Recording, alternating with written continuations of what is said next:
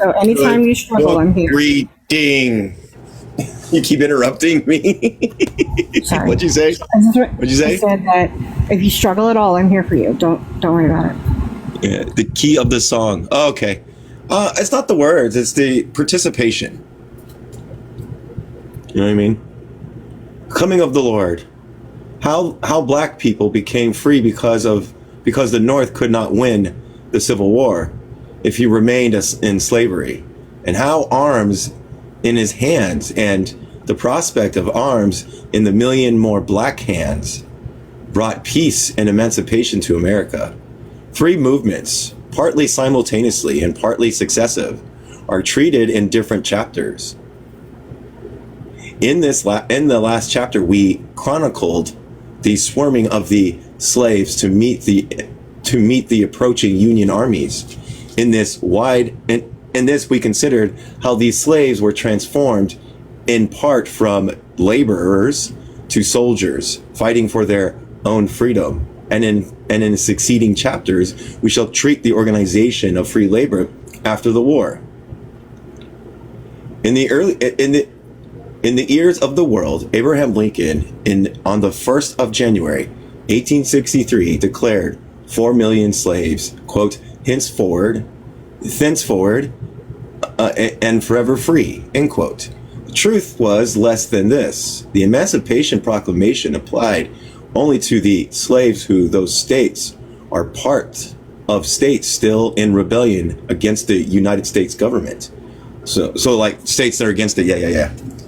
Hundreds of thousands of such slaves were already free from their own actions and that of the invading armies, and in their cases, Lincoln's proclamation only added possible legal sanctions to any accomplished fact.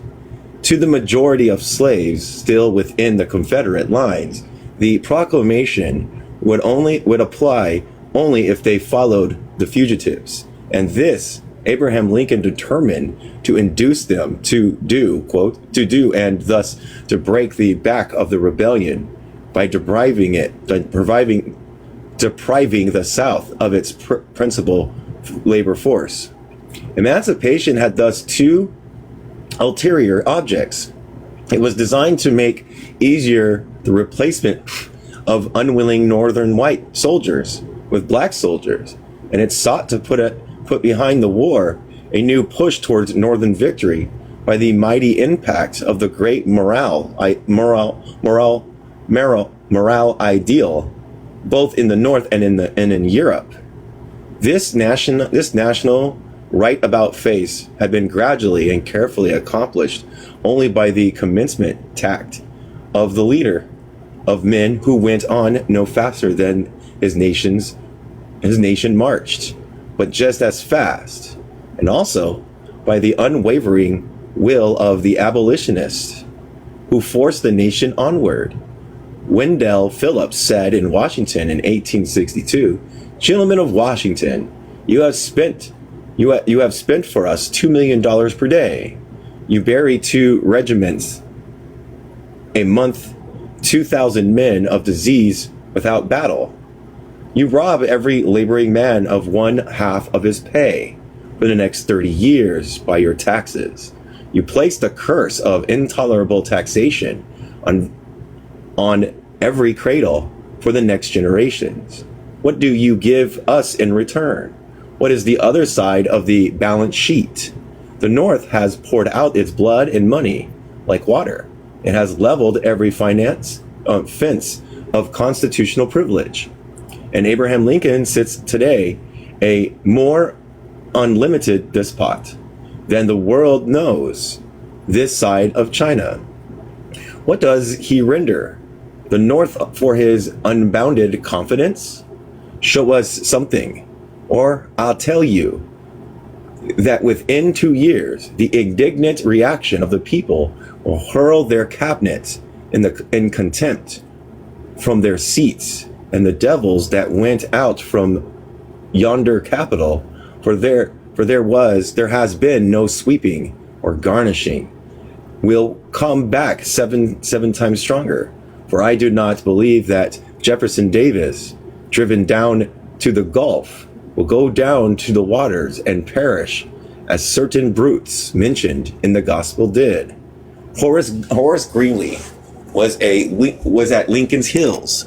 He wrote in August 1862 his editorial, quote, "Prayer of 20 million," which drew Lincoln's well-known reply, "If there be those who would not save the Union unless they could at the same time save slavery, I do not agree with them. If there been those who would not save the Union unless they could at the same time destroy slavery, I do not agree with them. My paramount object in this struggle is to save the Union, and is not neither to save or to destroy slavery. If I could save the Union without freeing any slaves, I would do it. And if I could save it by freeing all the slaves, I would also do that. What I do about slavery and the people of colors, races, I do because I believe it would help to save the Union. So if you could save the Union without doing it, you would do it." So he's more focused on the Union. That's the problem. All right. Hey, Brain Rot. Hey, Bulkin, if you're still here. I don't think Bulkin's still here. Suppose I do that, said Lincoln to Greeley, discussing general emancipation. There are now 20,000 of your muskets on the shoulders of Kentuckians who are bravely fighting our battles. Every one of them will be thrown down or carried over to the rebels. Let them do it. Let them do it, said Greeley. The cause of the Union will be stronger, and Kentucky should succeed with the rest that it is now. In September 1862, Lincoln said to a representative of the Chicago Protestants, "I admit that slavery is at the root of the rebellion, or at least its sine qua non. I will also succeed that emancipation would help us in Europe. I grant further that it would help somewhat at the North, though not so much. I fear, as you and those you represent imagine, and then unquestionably it would weaken the rebels by drawing off their labors, which is of great importance. But I am not sure we could do much with black people. If we were to arm them, I fear that in a few weeks the arms would be in the hands of the rebels. What good would a proclamation of emancipation for me do,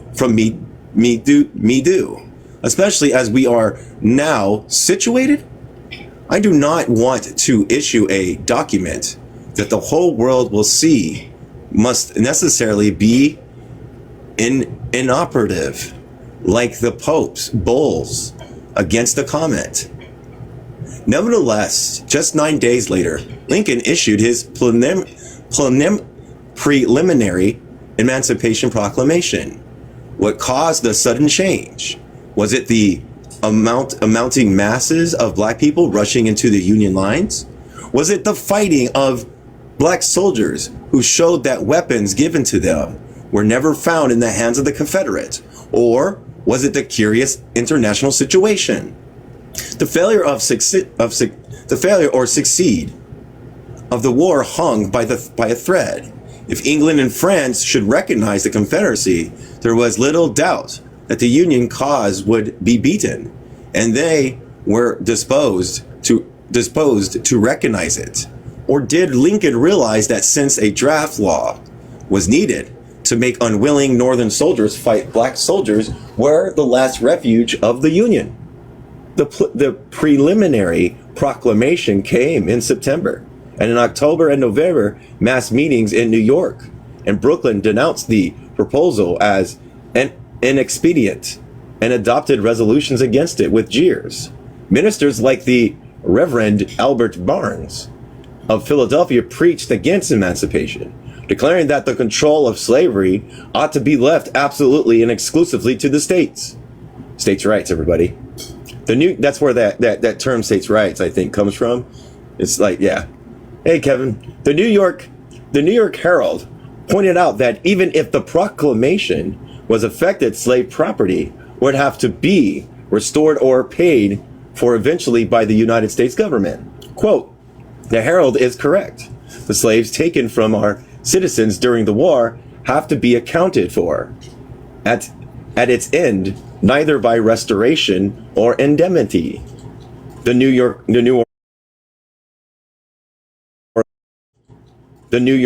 Orleans, the Picayune. Picayune, what? Picayune. Picayune. Picayune. Yeah, Picayune, pointed out in November that abolition would flood the North with black people, and that this would, quote, tend to degrade white labor and to cheapen it. The final proclamation was issued January 1st, 1863, and carried a special abomination to the people of color. Now let's listen to this real quick. Listen to this real quick. This, the Precarian. The New Orleans Precarian pointed out, listen, in November that the abolition would flood the North with black people, and that this would, quote, this is what they said, tend to degrade white labor and to cheapen it. Keep that in mind. That's what they say about immigrants coming here. That they're going to take away your jobs and cheapen your labor value. What cheapens labor value is capitalist in our situation, and probably in their situation. But you know, that's just based on racism and pitting each working class against each other. The final proclamation was issued January 1st, 1863, and carried a special admonition of people of color. I already said that. And I hereby enjoin upon the people, so declare to be free, to abstain from all violence unless in necessary self-defense. And I recommend to them that in all cases, when allowed, they labor faithfully for reasonable wages. And I further declare and make known that such persons of suitable conditions will be received into the armed service of the United States to garrison fort, positions, stations, and other places, and to man vessels of all sorts inside and said service. And upon this act, sincerely believed to be an act of justice, warranted by the Constitution upon military necessity, I invoke the considerate judgment of mankind and the gracious favor of the Almighty God. Fuck God. The Charleston Courier jeered, the Pope's bull against the comment has been issued, and I suppose, Mr. Lincoln, now breatheth more freely. The wonderful man, by a dash of his wonderful pen, has set free on paper all the slaves of the South, and henceforth this is to be in all its length and breadth, the land of liberty. Meanwhile, I would invite his own and the attention of all his deluded followers to a paragraph in late number of the New Orleans. Say that word again. Picayune. Picayune. New Orleans is a racist piece. Just kidding. Wherein it is stated that inquests had been held upon the bodies of 21 contrabands. Contrabands were people of color and black people from the South in one house alone in that city. These poor black people had been stolen or enticed away from the comfortable homes of their masters and left to serve and rot by these philanthropic advocates of liberty for slaves. The Savannah Republican in March declared, in our judgment, so far as the border states are concerned, his proposition will have exactly the opposite effect to that for which it was designed. Those states who have held on to the Union with their belief that their Southern sisters were hasty and wrong, in the belief that they were about to be brought under the abolition government, will now see that they were right, and that all their worst apprehensions have been justified by the acts of that government. The Beauregard sent an impudent telegram to Mills at Richmond, Has the bill for the execution of abolition prisoners after January next been passed? Do it, and England will be stirred into action. It is high time to proclaim the black flag after that period. Let the executions be with the garrote. The reaction of emancipation in the North was unfavorable, so far as political results indicated, although many motives influenced the voters. The election of 1862 in New York, New Jersey, Pennsylvania, Ohio, Indiana, and Illinois went Democratic, and in other parts of the West, Lincoln lost support. In the Congress in 1860, there were 78 Republicans and 37 Democrats, and in 1862, the administration had only 57 supporters, with 67 in opposition. Only among black people in England was the reaction favorable, and both counted. The proclamation made 4.5 million laborers willing almost en masse to sacrifice their last drop of blood for their newfound country. It sent them into transport of joy and sacrifice. It changed all the pessimists and despair into boundless faith. It was the coming of the Lord. The proclamation had an undoubted and immediate effect upon England. The upper class were strongly in favor of the Confederacy and sure that the Yankees were fighting only for a high tariff and hurt vanity, which is kind of true. Free trade, England was repelled by this program and attracted by the free trade which the Confederacy offered. There was strong demands among the manufacturers to have the government inferior and recognize the southern states as an independent nation. The church and the universities were in favor of the Confederacy and all the great periodicals. Even the philanthropists like Lord Shaftesbury, Carlyle, Buxton, and Gladstone threw their sympathies of the South. Carlyle sneered at people, quote, cutting each other's throat because one half of them preferred hiring their servants for life and the other by the hour. As Henry Adams assured us, London was altogether beside itself at one point in a special. It created a nightmare of its own and gave it the shape of Abraham Lincoln. Behind this, it's placed another demon, if possible, more devilish and called Mr. Steward. In regard of these two men, English society seemed demented. Defense was useless. Explanations was vain. One could only let the passion exhaust itself. One's best friends were as unreasonable as enemies. For the belief in poor, Mr. Lincoln brutality and Stuart's ferocity became a dogma of popular faith. Confederate warships were being built and harbored in English ports. And in September 1862, Palmerston believed that the Confederates were about to capture Washington, suggested intervention to members of his cabinet. Lord John Russell wanted to act immediately, but the rebels were driven back at Antietam, the same mouth, and the preliminary Emancipation Proclamation appeared. Gladstone and Russell still tried to force intervention, but Palmerston hesitated. There was similar demands in France, but not as strong because cotton did not play so large a part. Nevertheless, the textile workers in both France and England were hard pressed by the cotton famine. Napoleon III was in favor of the South, but the mass of the French nation was not. Napoleon was assured by the Confederate general that the Southern alliance with French Mexico and the guarantee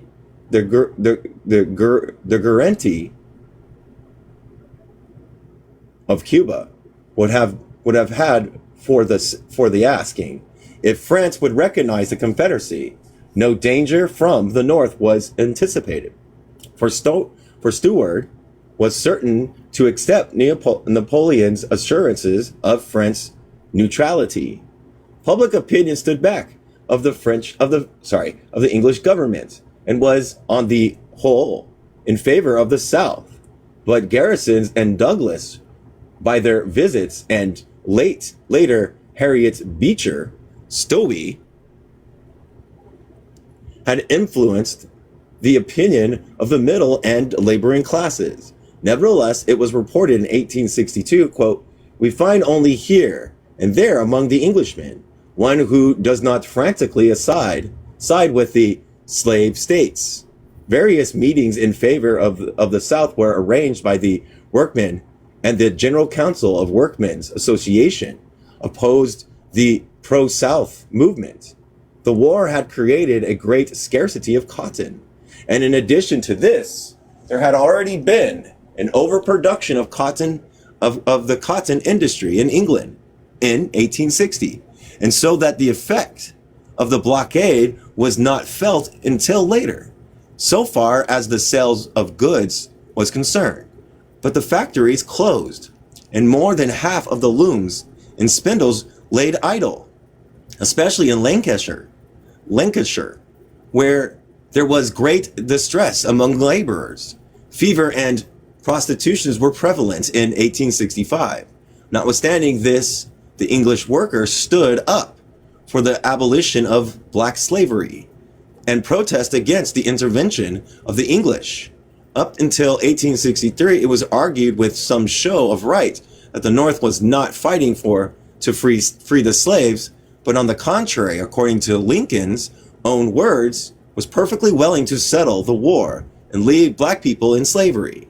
But as soon as Lincoln issued the Emancipation Proclamation, the working men of England held hundreds of meetings all over the country and in all industrial sections, and hailed his action. Ernest Jones, the leader of the Chartist movements, raised his eloquent voice against slavery. During the winter of 1862 to 1863, meeting after meeting in favor of emancipation was held. The reaction in England to the Emancipation Proclamation was too enthusiastic for the government to dare take any radical steps. Great meetings in London and Manchester stirred the nation and gave notice to Palmerston that he could not yet take the chance of recognizing the South. In spite of Russell and Gladstone, he began to withdraw, and the immediate danger of recognition of the South by England and France passed. In the monster meeting of English working men at St. James Hall, London, March 26, 1863, John Bright spoke. John Stuart Mills declared that, quote, "higher political and social freedom has been established in the United States," end quote. Karl Marx testified that this meeting held in 1863 kept Lord Palmerston from declaring war against the United States. On December 31st, 1863, at the meeting held simultaneously in London and Manchester, addresses were sent to Lincoln, drafted by Karl Marx. The London address said, hold on a second. Sir, we who offer this address are Englishmen and workingmen. We prize as our dearest inheritance, bought for us by the blood of our fathers, the liberty we enjoy, the liberty of free labor on the free soil. We have therefore been accustomed to regard with veneration and gratitude the founders of the great republic, in which the liberties of the Anglo-Saxon race have been widened beyond that all the precedents of the old world, and in which there was nothing to condemn or the lemnant but the slavery and degradation of men guilty only by the skin color or the African percentage. We have looked with admiration and sympathy upon the brave, generous, and untiring efforts of the large party in the northern states to deliver the Union from this curse and shame. We rejoice, sir, in your election to the presidency as a splendid proof that the principles of universal freedom and equality were rising to the ascendant.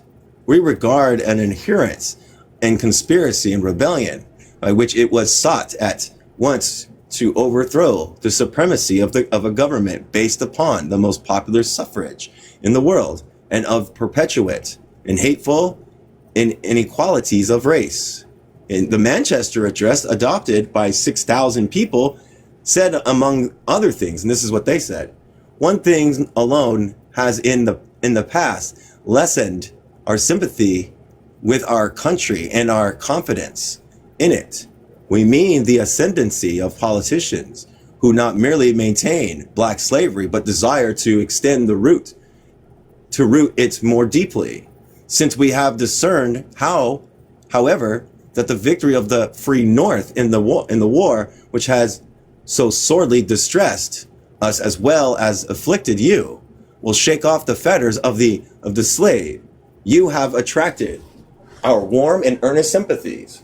We joyfully honor you as the President and the Congress with you for many decisive steps towards practically exemplifying your belief in the words of our great founder, quote, all men are created free and equal.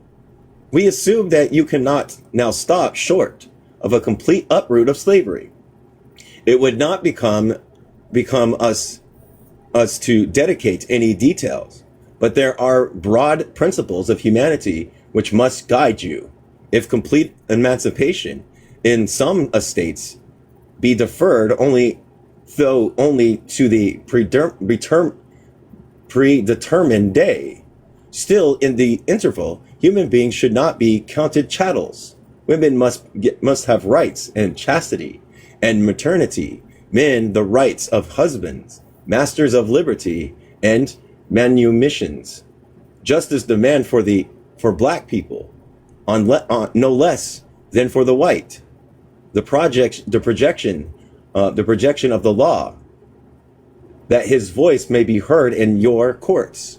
Nor must any such abomination be tolerated as slave breeding states, a slave market, if you are to earn the higher reward of all your sacrifices and the approval of the universal brotherhood and of the divine Father. It is for you, it is for your free country to decide whether anything be immediate and total emancipation can secure the most indispensable rights of humanity against the inveterate wickedness of all local laws and local executives. We implore you, for your own honor and welfare, not to faint in your provincial mission. While your enthusiasm is inflamed and the tide of events runs high, let the work be finished effectually.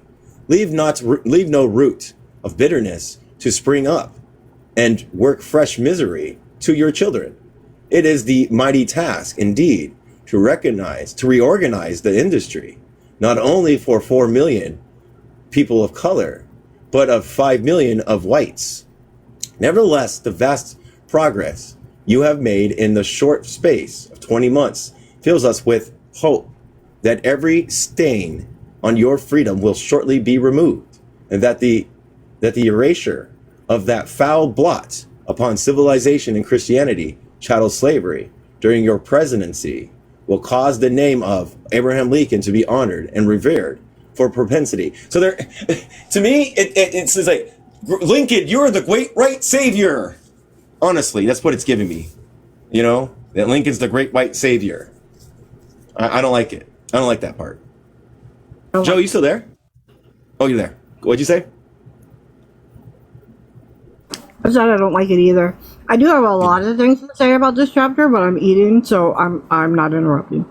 Lincoln in reply said that he knew that suffering of the workmen in Manchester and Europe in this crisis, and appreciated the action of the English working man as an example of sublime Christian heroism, which has not been surpassed in any age in any country. He declared that the Civil War was, quote, the empty the attempt to overthrow this government, which was built upon the foundations of human rights, and the substitution one which should rest exclusively on the basis of human slavery. In the North, the Emancipation Proclamation meant the black soldier, and the black soldier meant the end of the war. Quote, "We have come to set you free," end quote, cried the black cavalrymen who rode at the head of the Union Army as it entered Richmond in 1864. These soldiers were in the division of Godfrey Welser.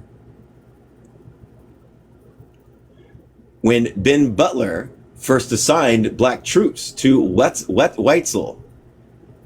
Wetzel, a command in Louisiana, Wetzel's reassigned, sorry, and it was a good reassigned. No, he resigned.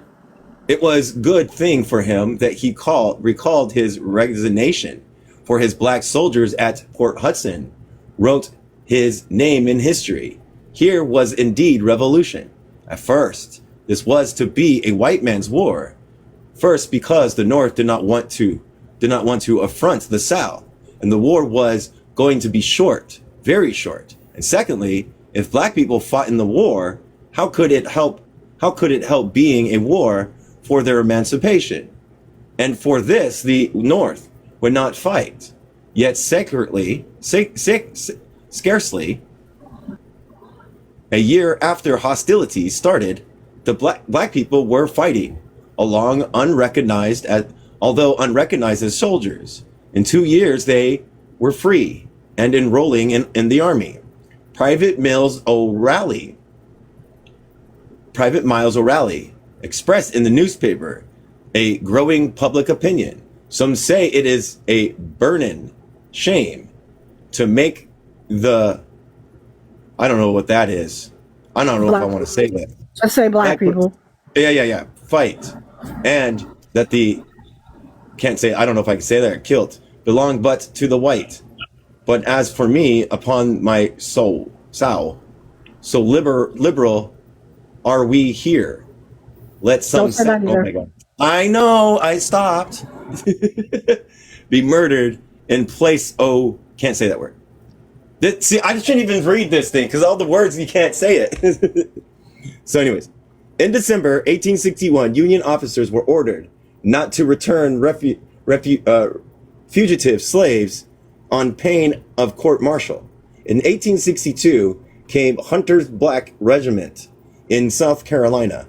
In the spring of 1862, General Hunter had less than 11,000 men under his command and had to hold the whole broken seacoast of Georgia, South Carolina, and Florida. He applied often and in vain to the authorities at Washington of reinforcements.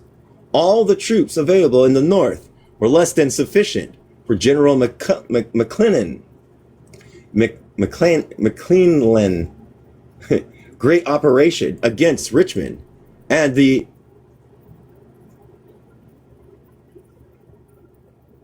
reiterated question of the War Department was, you must get along as best as you can. Not a man from the North can be spared. Goodness, what is, I don't know. No reinforcements. This is a little quote, not a little one, but this is a statement. No reinforcements to be had from the North. Vast fatigue duties and throwing up earthworks opposed on our insufficient garrison. The enemy continually increases, both the insolence and members. Our only success, the capture of Fort Poleskia, sealed up Savannah, and this victory offset, if not fully counterbalanced, by many minor gains of the enemy. This is about the condition of affairs as seen from the headquarters fronting Port Royal Bay, when General Hunter, one morning, quote, with twirling glasses, puckered lips, dilated nostrils, he had just received another "Don't bother us for reinforcements" dispatch from Washington, announced his intention of forming a black regiment and compelling every able-bodied man to the department to fight for freedom, which cannot but be an issue of our war. Hunter caused all the necessary orders to be issued and took upon himself the responsibility for a regular issue of arms, clothing, equipment, and rations involved in collecting and organizing the first experimental black regiments. Reports of the organization of the 1st South Carolina Infantry were forwarded to headquarters in Washington, and the War Department took no notice. Nothing was said, nor was any authority given to pay the men or furnish them subsistence. But at least a special dispatch steamer plowed her way over the bar with word from the War Department requiring immediate answer, quote unquote. It was a demand for information in regard to the Black Regiment based on the resolution introduced by Wycliffe of Kentucky. These resolutions had been adopted by Congress. Hunter left. But as he was without authority and any of his actions in this case, it seemed to his worry, adjutant general, that the documents in his hands were no laughing matter. But Hunter declared, the old fool was just giving me the very chance I was growing sick for. The War Department was refused to notice my black regiment. But now, in reply to this resolution, I can lay the matter before the country, and force the authority either to adopt black people or to disband them. So Hunter wrote, no regiment of fugitive slaves has been or is being organized in this department. There is, however, a fine regiment of loyal persons whose late masters were fugitive rebels. He said that he did this under instructions given by the late Secretary of War and his general authority to employ, quote, all loyal persons offering their service in defense of the Union. He added, here's his adding, neither have I had any specific authority for supplying these persons with shovels, spades, and pickaxes when employing them as laborers, nor with boats or oars when using them as lightermen. But these are not points including in Mr. Wycliffe's resolution. To me, it seems that liberty to employ men in any particular capacity implied and carried with it liberty also to supply them with the necessary tools, the action upon this faith. I have clothed equipment and armed the only loyal regiment yet raised in South Carolina, Georgia, or Florida. The experiment of arming black people, so far as I have made it, has been a complete and even marvelous success. They are sober, docile, attentive, and enthusiastic, displaying great natural capacities in acquiring the duties of the soldier. They are now eager beyond all things to take the field and be led into action. It is the unanimous opinion of the officers who have had charge of them that in their particularities of this climate and country, they will prove invaluable auxiliaries, fully equal to the similar regiments, so long and successfully used by the British authorities of the Caribbean islands. In conclusion, I would say it is my hope there appearing no possibilities of their reinforcements, owing to the exertions of the campaign in Peninsula, to have organized by the end of the next fall, and to be able to present to the government from 48 to 50,000 of these hardy and devoted soldiers. When the reply was read in the House of Representatives, its effects were magical. The clerk could scarcely read it. with decorum, nor could have his words be heard amidst the universal peals of laughter, in which both Democrats and Republicans appear to vie as to which should be the more noisy. It was the great joke of the day, the coming at a moment of universal gloom in the public mind was seized upon by the whole loyal press of the country as a kind of political military campaign cocktail. When the Confederate government heard of this, it issued an order reciting that, quote, as the government of the United States has refused to answer, rather it authorized the raising of black regiment by General Hunter or not, said General, his staff and all officers under his command who had directly or indirectly participated in the unclean thing should afterward be outlaws, not covered by the laws of war, but to the executed as felons for the crime of inciting black insurrection wherever caught. Louisiana and people of color Creoles in many cases hesitated.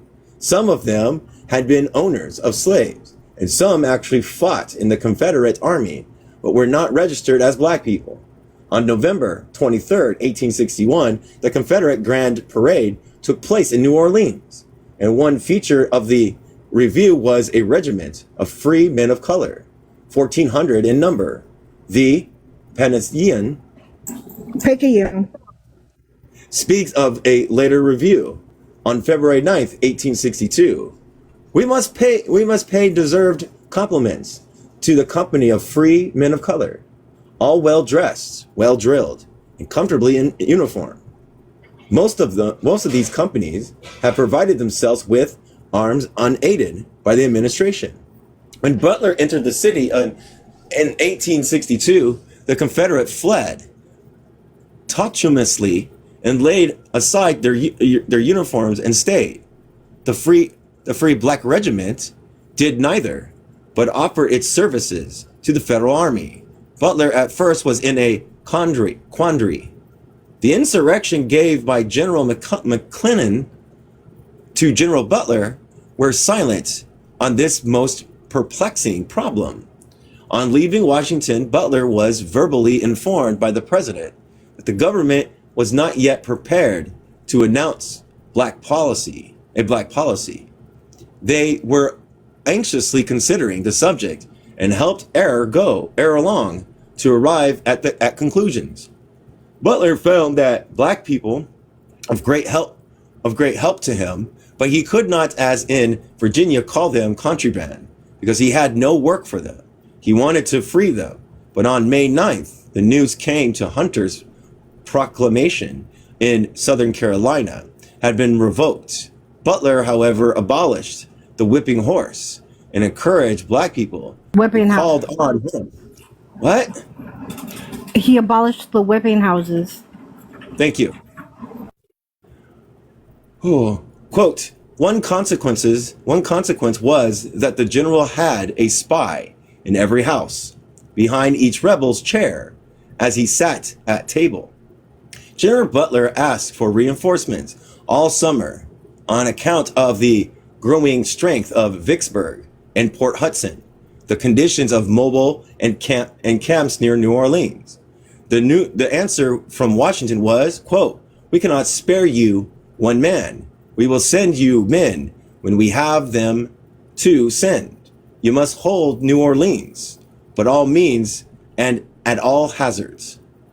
Earlier, General Phelps, who commanded the federal forces about 7 miles from New Orleans, had received a number of refugees, some of them in chains, and some of them bleeding from wounds. Butler ordered him May 23rd, 1862, to exclude these from his lines. He replied at length, adding to a 4 million of people of color whose disaffections is increasing even more rapidly than their number.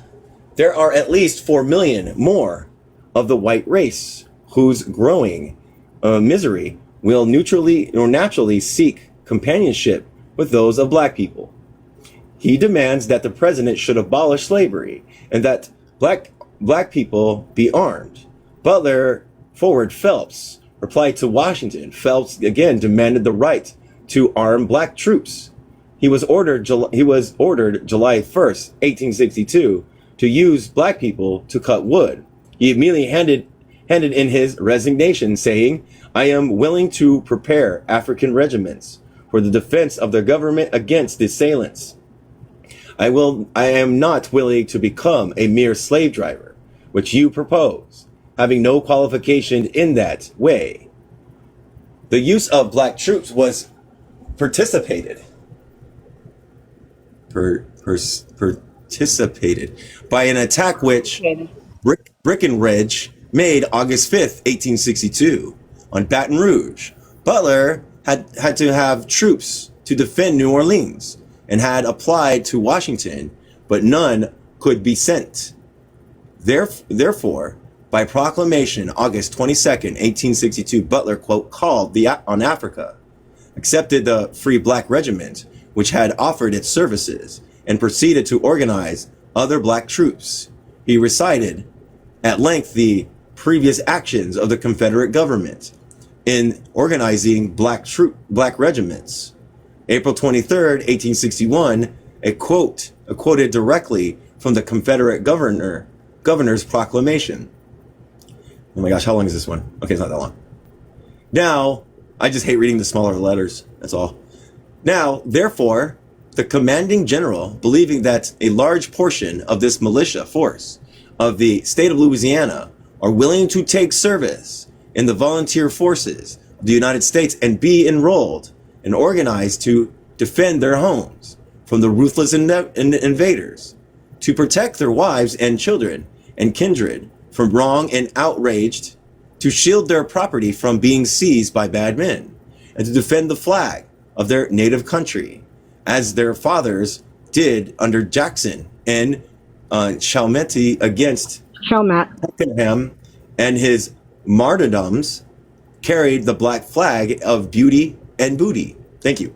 Appreciating these motives, relying upon their, quote, well-known loyalty and patriotism, and with, quote, praise and respect from these brave men, it is ordered that all the members of the native guards foresaid that all other free people of color citizens recognized by the first and late governor and authorities of the state of Louisiana as a portion of the militia of the state, who shall enlist in the volunteer service of the United States, shall be duly organized by the appointment of proper officers and accept pay, equipped, armed, and rationed as are other volunteer troops of the United States, subject to the approval of the United States of the President of the United States.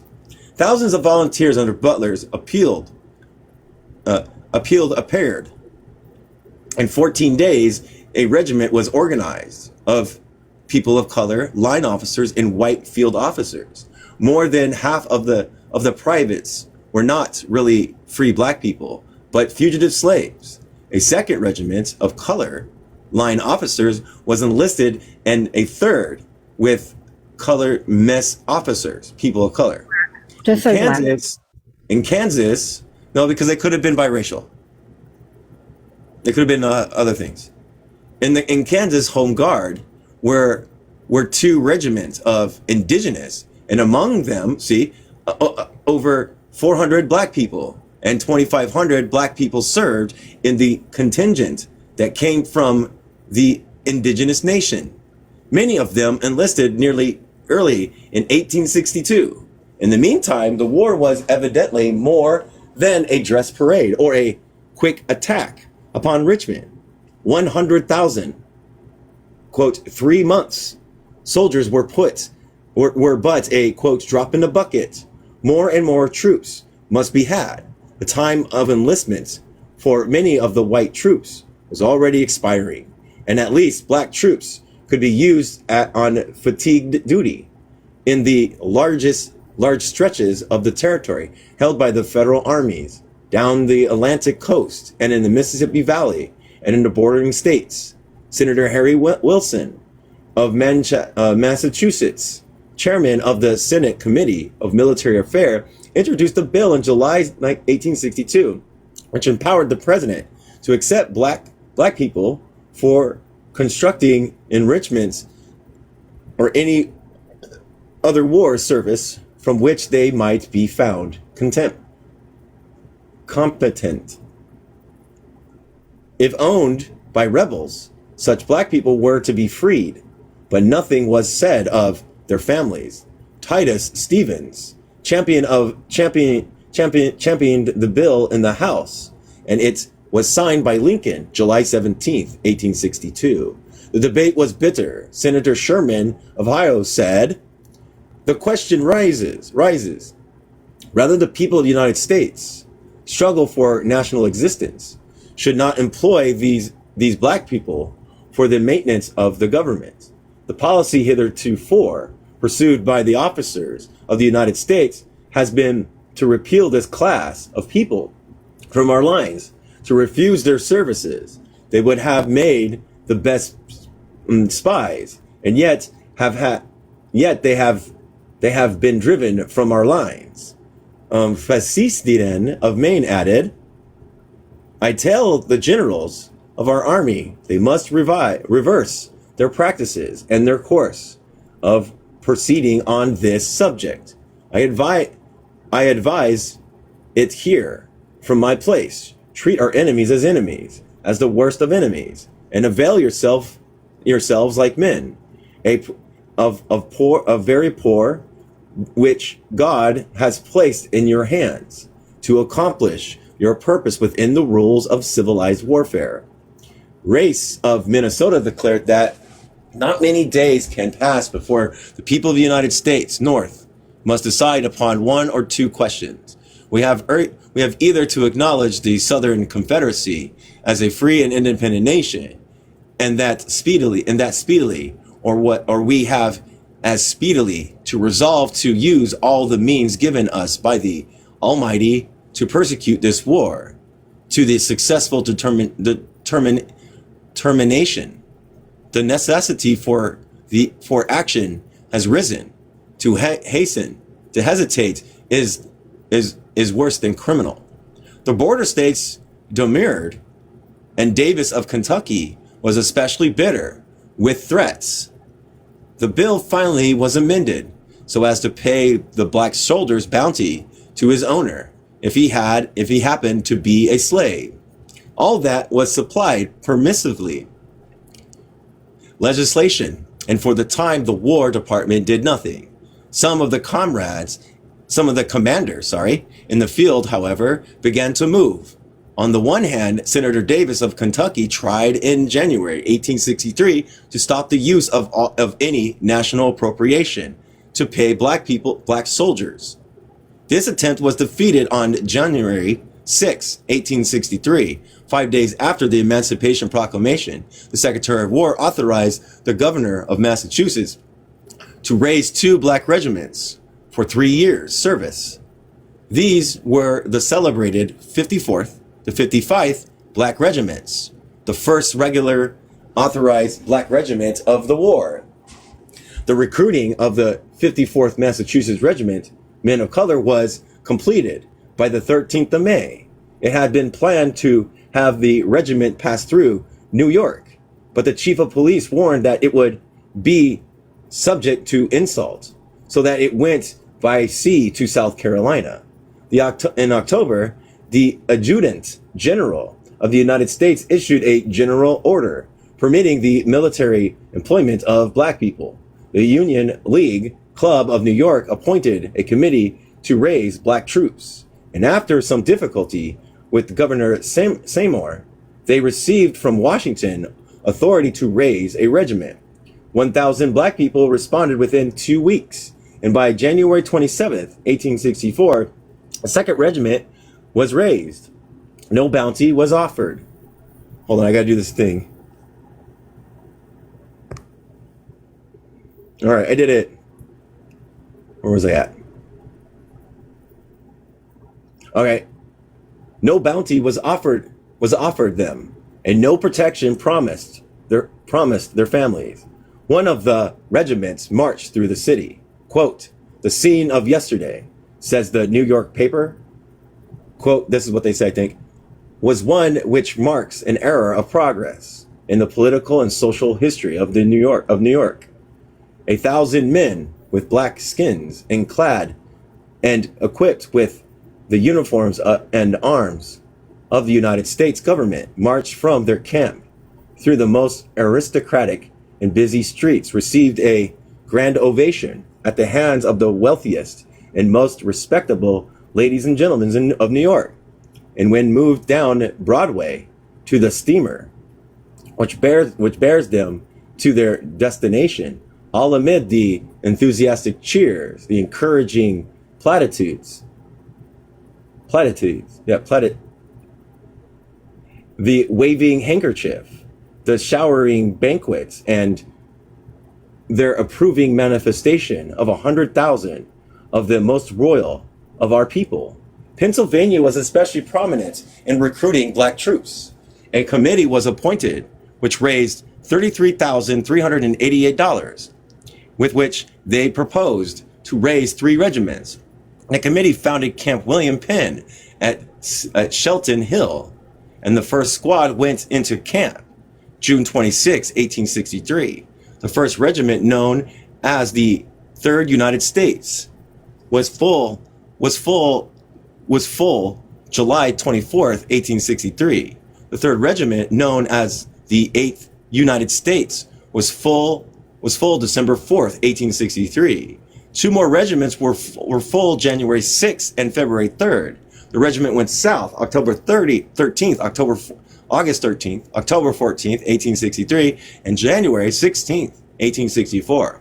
In the Department of the Chamberlain, the Secretary of War authorized George L. Stearns of Massachusetts to recruit black people. Stearns was a friend of John Brown, a prominent abolitionist. He took up headquarters at Nashville and raised a number of regiments. In the Department of the Gulf, General Banks, May 1st, 1863, proposed an Army Corps to be known as the Corps d'Afrique.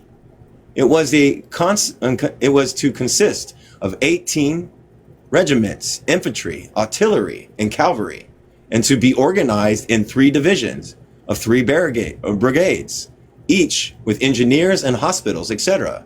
He said in his order, "The government makes use of mules, horses, uneducated and educated white men, in the defense of this institution. Why should not black people contribute whatever is in his power for the cause in which he is a deeply interest as other men? We may properly demand from him whatever service he can render." In March 1863, the Secretary of War sent the Adjutant General Lorenzo Thomas into the South on a tour of inspection. Stetson's order said, "The President desires that you should confer freely with Major General Grant and the officers with whom you have communication, and explain to them the importance attached by the government to use people of color, the population emancipated by President proclamation, and particularly of the organization of their labor and military strength. You were authorized in this connection to issue in the name of this department letters of appointment for field and company officers, and to organize such troops for military service in the utmost extent to which they can be obtained in accordance with the rule and regulation of the service." Thomas spoke to the army officers in Louisiana and expressed himself clearly. "You know full and well," this is him, "you know full and well, for you have been over this country, that the rebels have sent into the fields all their available fighting men, every man capable of bearing arms, and you know they have kept at home all their slaves for the raising and subsistence of their armies in the field. In this way they can bring to bear against us all the strength of their so-called Confederate states, while we at the North can only send a proportion of our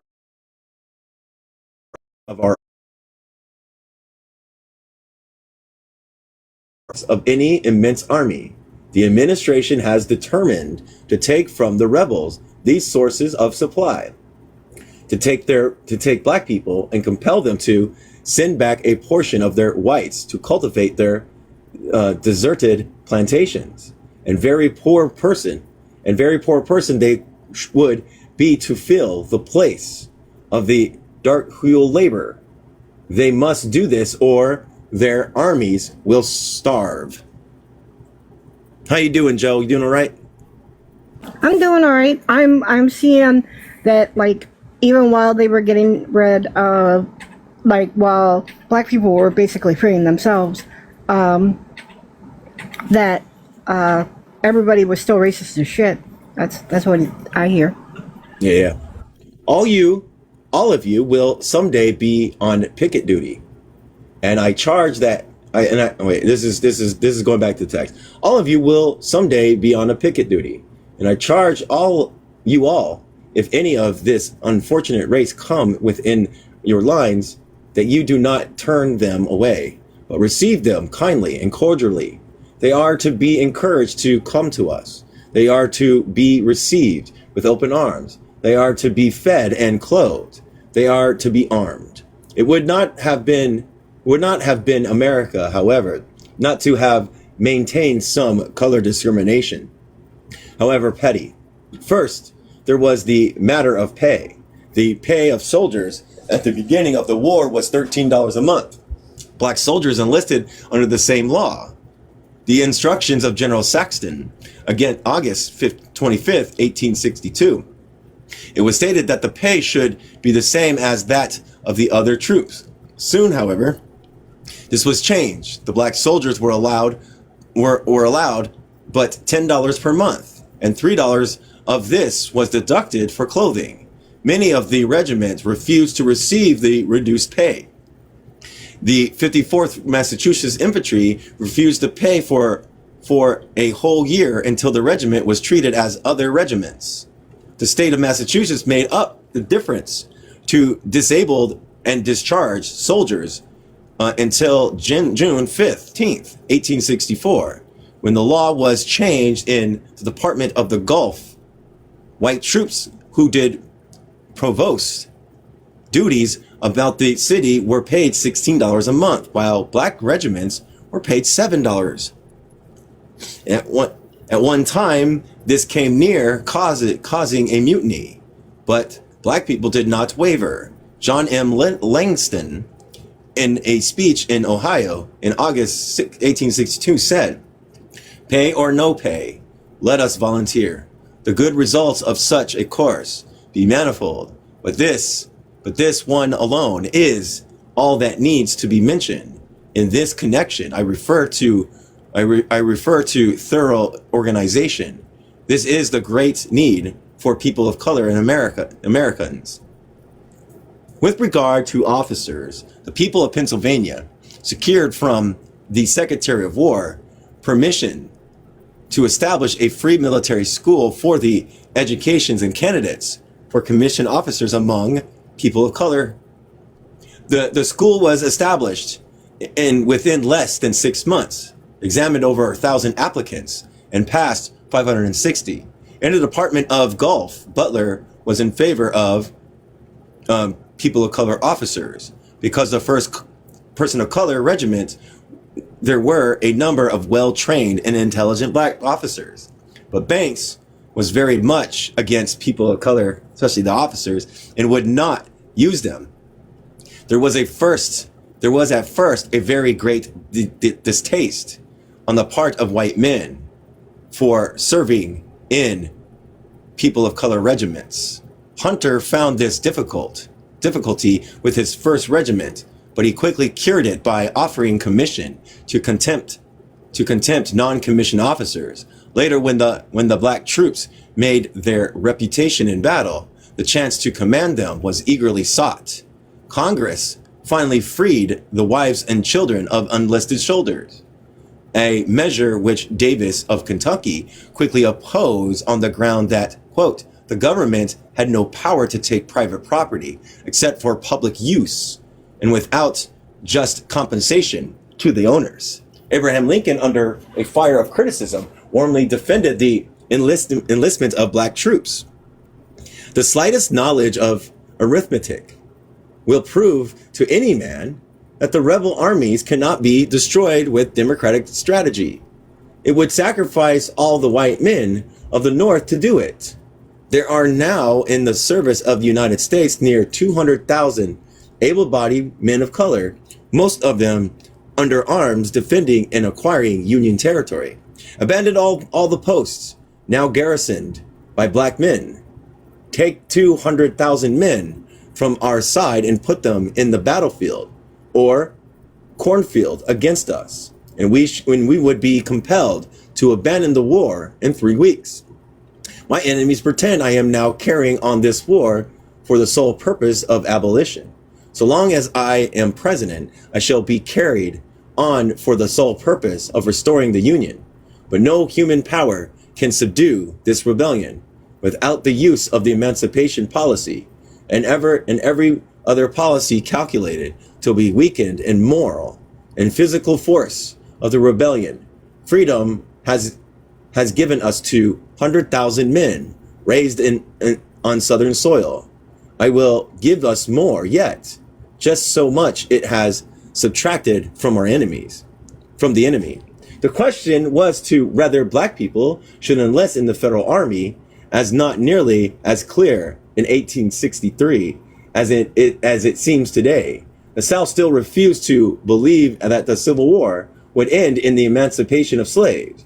There not only were strong declarations to the contrary in the North, but there was still a determined opposition of the border states. The Confederates industriously spread propaganda among the slaves, alleging that Northerners mistreated black people and were selling them to the Caribbean islands into harsher slavery.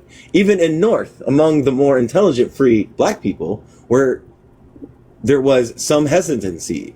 Frederick Douglass spoke for the free and uneducated black man, clear-headed and undeceived. Here he is. Now, what is the attitude of the Washington government towards people of color, the race? What reason have we to desire its triumph in the present contest?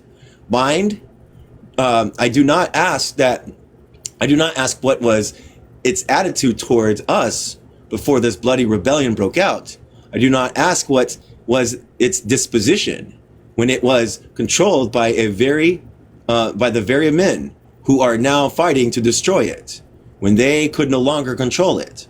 I do not even ask what it was 2 years ago when McClellan shamelessly gave out that in a war beyond loyal slaves and disloyal masters, we would take the side of the masters against the slaves.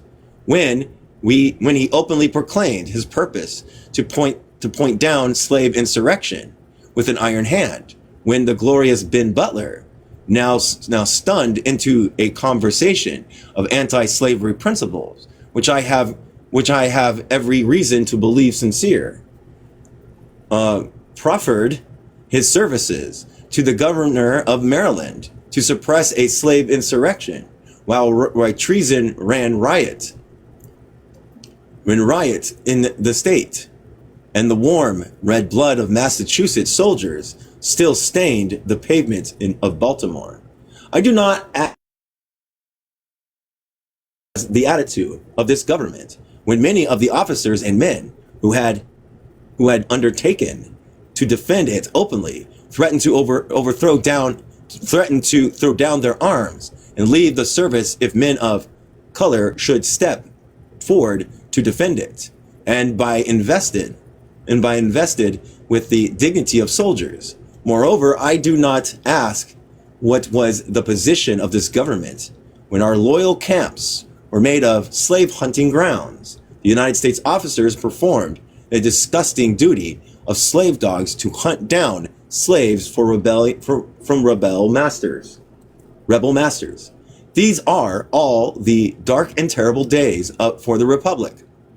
I do not ask you about the dead past. I bring you to the living present, events more mighty than men, eternal providences, all wise and all controlling, have placed us in new relations to the government and the government to us. What the government is to us today and what it will be tomorrow is made evident by a very few facts. Looking at them, men of color, slavery in the District of Columbia is abolished forever. Slavery in all the territories of the United States is abolished forever. The foreign slave trade, with its 10,000 revolting abominations, is rendered impossible. Slavery in 10 states of the Union is abolished forever. Slavery in the 5 remaining states is as certain to follow the same fate as the night is to follow the day. The independence of Haiti is recognized. Her ministers sit beside the Prime Minister, Mr. Seward, and dines at his table in Washington, while men of color are excluded from the cars of Philadelphia, so that a black man's complexion in Washington in the presence of the federal government is less offensive than in the city of brotherly love. Citizenship is no longer denied us under this government. Under the interpretation of our rights by Attorney General Bates, we are American citizens. We can import goods, own and sell ships, travel to foreign countries with American passports in our pocket. And now, so far from their beginning being an opposition, so far from excluding us from the army as soldiers, the president at Washington, the cabinet and the Congress, the general commanding, and the whole army of the nation unite in giving us one thunderous welcome to share them within honor and glory of suppressing treason and upholding the Star-Spangled Banner. And the revolution is tremendous. It becomes us as wise men to recognize the change and to shape our action accordingly. I hold that the federal government has never in its essence anything but an anti-slavery government. Abolish slavery tomorrow, and not a sentence or a syllable of the Constitution need be altered. It was purposely so framed as to give no sanction to the claim of property in men. If its original slavery had any relations to the government, it was only as a scaffolding to the, oh my gosh, magnificent structure to be removed as soon as the building was completed. There is in the Constitution no East, no West, no North, no South, no black, no white, no slaves, no slaveholders, but all are citizens who are of American birth. Such is the government, fellow citizens, who are now called upon to uphold their arms. Such is the government that you are called upon to cooperate with in burying rebellion and slavery in a common grave. Never since the world began was a better chance offered to a long enslaved and oppressed people. The opportunity is given us to be men with one courageous resolution. We may blot out the handwriting of ages against us. Once let the black man get upon his person the brass letter US. Let him get an eagle on his button and a musket on his shoulder and bullets in his pocket. And there is no power on earth or under the earth which can deny that he has earned the right of citizenship in the United States. And that's the end of the Frederick Douglass. In the meantime,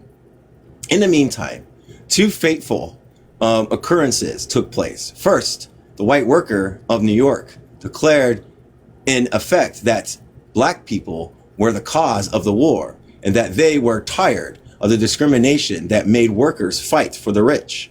They therefore killed all black people that they could lay their hands on.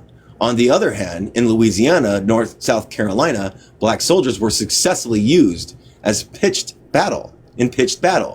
The opposition of the war in the North took various forms. There was the open sedition, led by Vallandigham, and ending in the mass opposition of the working classes. This Copperhead movement was pro-slavery and pro-Southerner, and was met in part by a closer understanding and alliances between the abolitionists and the Republican administration.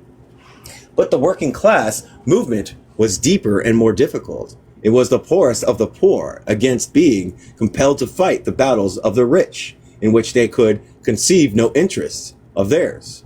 If the workers had been inspired by the sentiment against slavery, which emanated the English workers, results might have been different. But the Copperheads of the North and the commercial interests of New York, in particular, were able to turn the just indignation of the workers against the black laborers, rather than against the capitalists and against any war, even for emancipation. When the draft law was passed in 1863, it meant that the war could no longer be carried on with volunteers, that soldiers were going to be compelled to fight, and these soldiers were going to be poor men who could not buy exemption. The result throughout the country was widespread disaffection that went often as far as rioting. More than 2,500 deserters from the Union Army were returned to the ranks from Indianapolis along during the single months of 1862. The total desertion of the North must have been several hundred thousand. All right, I'm going to look ahead. But yeah, when they were talking about the New York thing, the New York draft riots were disgusting. What was done to black people was so sad. Like, if you look into the New York draft riots from the Civil War, oh, not pleasant. Remember 142. Okay, 142. Oh my God.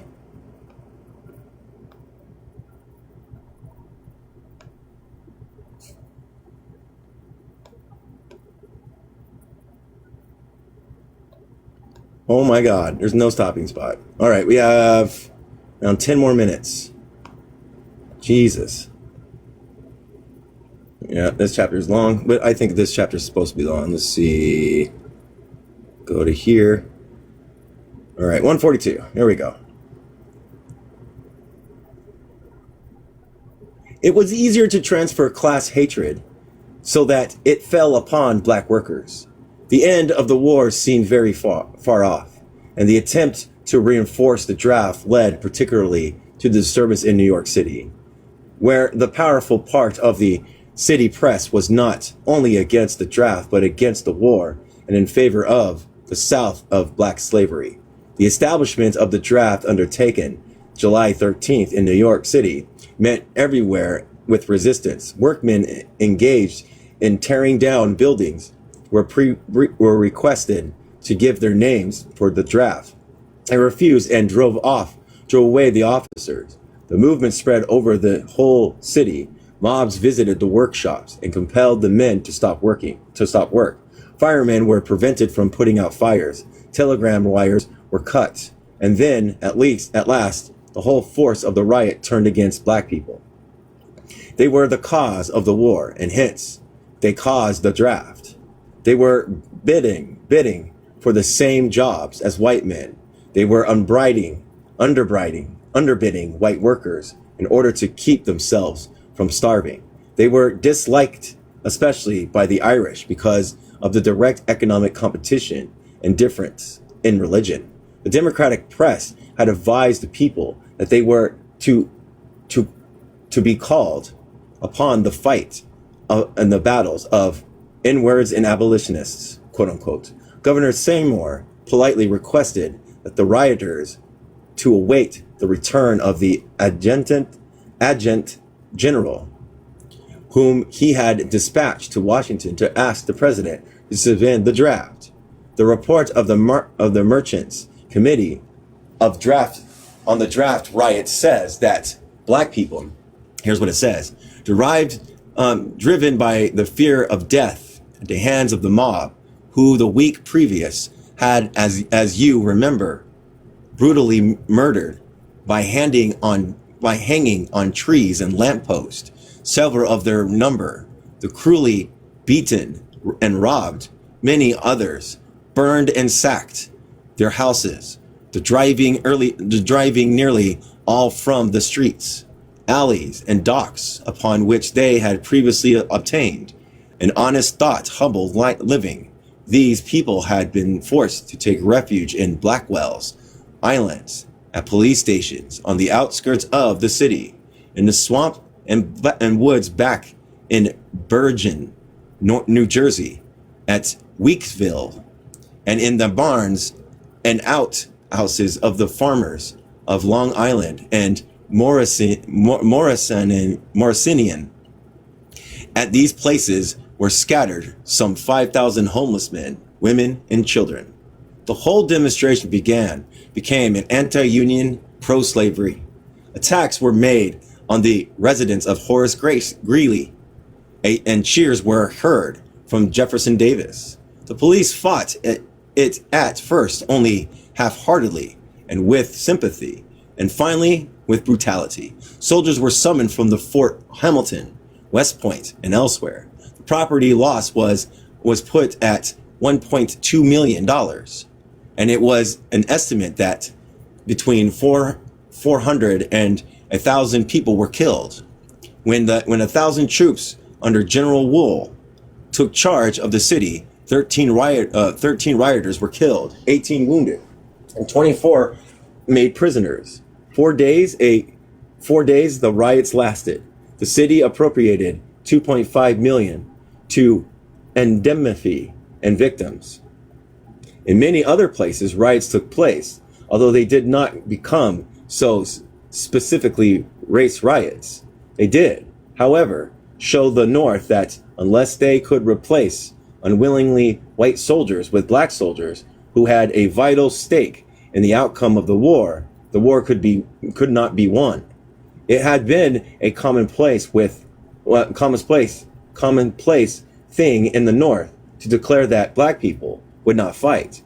Even the black men's of friends were skeptical about the possibilities of using him as a soldier, and far from this being of the credit of black men or any men, they did not want to kill.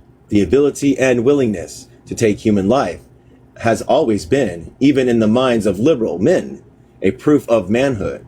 It took, in many respects, a finer type of courage for black people to work quietly and faithfully as a slave while the world was fighting over his destiny than it did in seizing a bayonet and rushing wildly with fury, or inflamed with drink and plunging into the bowels of a stranger. Yet this was proof. This was the proof, the manhood required of black people. He might plead his cause with the tongue of Frederick Douglass, and the nation listened almost unmoved. He might labor for the nation's wealth, and the nation took the result without thanks, and handed him as near nothing to return as would keep him alive. He was called a coward and a fool when he protected the women and children of his masters. But when he rose and fought and killed, the whole nation with the one voice proclaimed him a man and a brother. Nothing else made emancipation possible in the United States. Nothing else made black citizens conceivable. But the record of black soldiers was a fighter. The military aid of black peoples began as laborers and as spies, as soldiers said.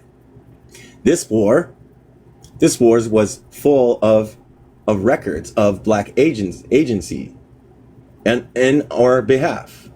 Black guides have piloted our forces. Black sympathy cared for our prisoners escaping from the enemy. Black hands have made for use in naval capture. Black spies brought us valuable information. Black people of the South have been in sympathy with us from the beginning and have always hailed the approach of our flag with the wildest demonstration of joy. I don't know if I should stop there. That seems good. We can stop there and discuss it.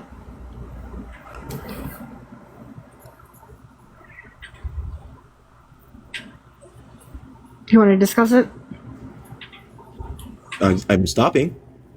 Okay, I didn't know if you wanted to stop, if you were agreeing or not. So, so the only thing that allowed it to happen Allowed what to was happen? black people, that allowed the freedom of black people to happen was black people taking up the pew pew for the white man who didn't want to be in the war. Right? Yeah. So not only did they free themselves by getting themselves out of slavery and getting to the North by themselves and doing all the stuff that they had to do, but it also they freed themselves by taking the poor white man's position in war.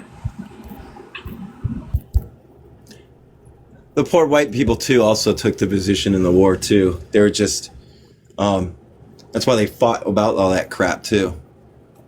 But like, you know, the black people are people of color are usually on the front lines, and notice none of the rich people are on the front lines.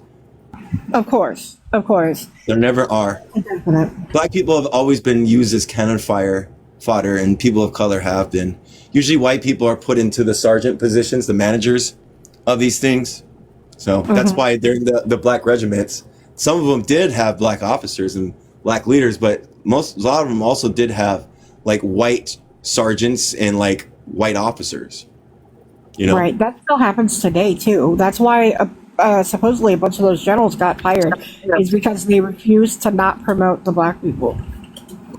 Also, like they mentioned the Haitian War, because the Haitian War proves historically that black people know what the fuck they're doing.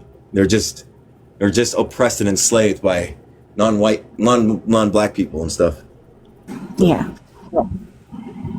Anybody else want to come up and have a question? Or if anyone in the comments heard something particularly that struck them that they want to talk about.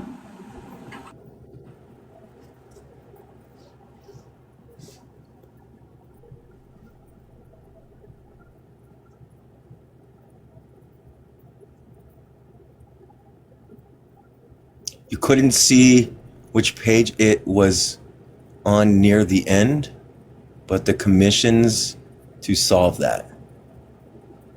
I'm thinking that's half of it. What? I think that's half of their sentence. I think they got more. Okay.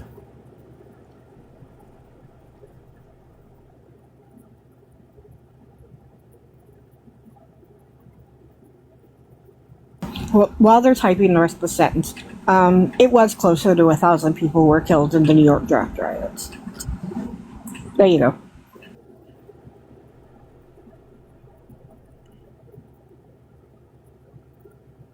Or the to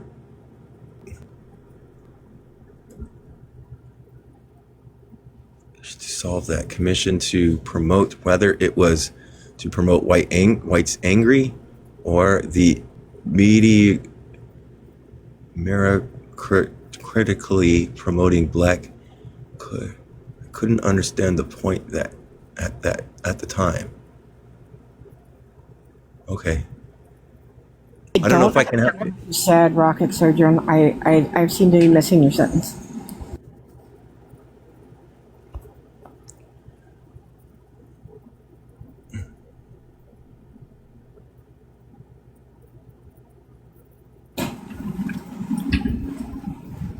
Yeah, do you want to come up? They have never come up. I don't think they want to.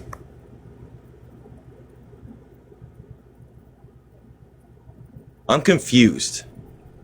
Maybe because I don't know how to say that one word.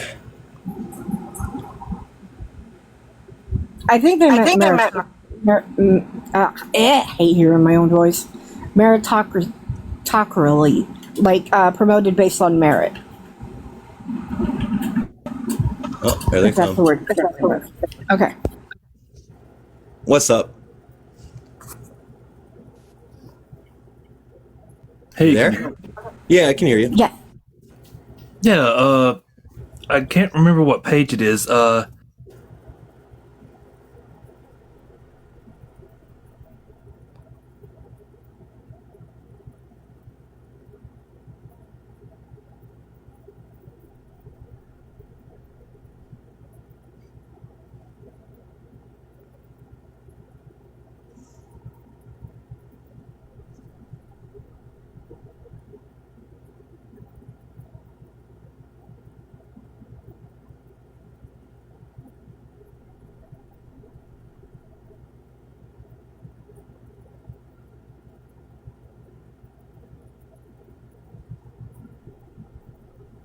don't know if they're reading why they're I hope they're not. We can't hear you if you're on the other page. I'm so sorry. I was trying to find which paragraph had it. I was trying to find whether they were using commissions to either appease the white soldiers that may have had some kind of racist kind of tendencies, or if they were legitimizing the black capable soldiers with commissions or promotions of some sort. And I didn't really understand that paragraph, and I didn't know if you guys noticed that or not. That's just something I saw. Yeah. So like It might have been. they promoted black people based on merit, but through extreme prejudice. And white people, to make them more comfortable with black leaders and black officers, the white people were given higher pay. Okay. So yeah. I saw the commissions, and if you're commissioned, that kind of, you go from enlisted to officer in the military, and that comes with higher pay and a little bit more authority. And so I didn't know which way that went, So In this case, yeah, you're talking to two vets. It's okay, I understand. In this case, the soldiers that were not promoted I'm were sorry. paid a lot more. It's okay. We're paid more than the officers that were promoted that were black. I think if that's the paragraph you're talking about. Like they said that the black people got less money, but the white people got more money even if they had less rank. Oh, I missed that part. That's awful. It was awful. It was so awful. Also, if you get a chance, look up the New York draft riots. That's another horrible, awful thing that everybody should know about. New York, what? Draft riots from the Civil War. New York. Okay. Well, thank you for the helping me clarify that. I appreciate it, guys. No problem. We want to make sure you understand. No worries. Thank you for participating. I appreciate that. I've been keeping it up. I'm sorry I can't tap as much when I'm reading. So, No worries. I love it. Please continue this. I'm loving the education. Thank you. So- I appreciate that. I appreciate that. Thank you for being involved. Do you want me to drop, or can you drop me, or whichever's I'll better drop you. for? Okay. It doesn't matter, honestly. I'll just drop you. I'm about to Have a close good out night. anyway. You too. Have a good night, guys. You too. Me too. All right. Is there any other questions before I close it again? I don't think so. I mean, it was Okay. pretty self-explanatory. Okay. All right. Well, I'm going to go ahead and close it out for the night. I appreciate it, everybody. We'll start again tomorrow.